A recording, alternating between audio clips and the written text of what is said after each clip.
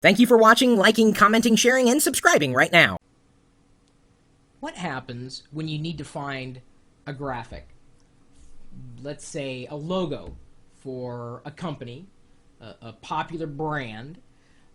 You might go to Google, you might go to Yahoo or Microsoft and do a search for an image. There you go. Mike Buntu says he uses Google image search. That's a great place to go. The problem with a Google image search or even Flickr or Yahoo is that you're not finding high quality logos. You're finding logos that have been resized and recompressed, and they just don't look good. I was reminded of a website that I found out about years ago. Scott Houston in the UK emailed me with a link. Brands of the World.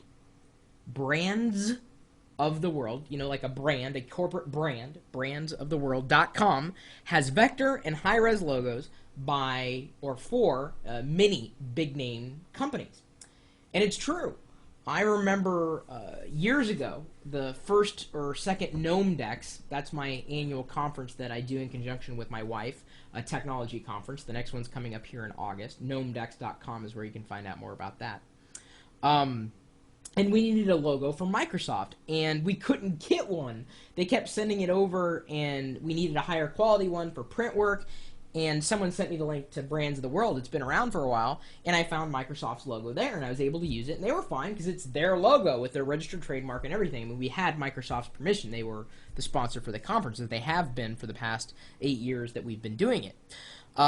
If you can think of a big company, a big brand, you can likely find their logo sitting here. And it's their logo, it's their company artwork, and so as long as you have permission to use it or you're using it in conjunction with, you know, the reason to use it, I mean, obviously you wouldn't want their logo unless you were trying to do something with it in official capacity, because, you know, most of these are going to be registered trademarks.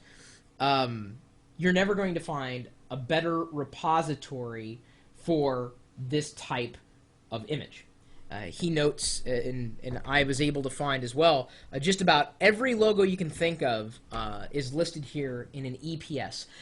Aspect ratio, I mean, this is not a junky website. I mean, it used to look a lot better than it does now, but these things are for real.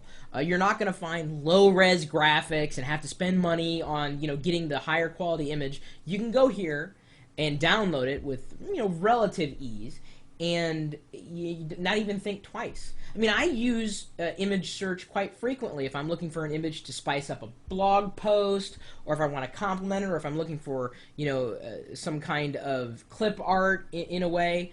But if I'm looking for a company logo that I know is a big company, brandsoftheworld.com, I have to remember it. So to help me remember it, I'm doing this video to help you possibly remember it. And if you're in any kind of print work, I know you're going to bookmark this website. If you deal with a lot of companies in any capacity and you have to deal with logos, you know what a pain it can be to get those logos, and you likely have to do a Google image search to find something. Do it this way, and as long as you have permission to use the logos, well, you can use them for whatever reason. I mean, you can just download them. You can download them anywhere. It's just these are going to be a higher quality image rather than a JPEG or possibly even a PNG file, or worse yet, a GIF. Do you guys call it GIF or GIF? I always called it GIF. For a while I called it GIF, but now it's GIF, like the peanut butter. Sometimes TIFFs. Did you say TIFF or TTF? TTF would be the true type font. GIF or JPEG?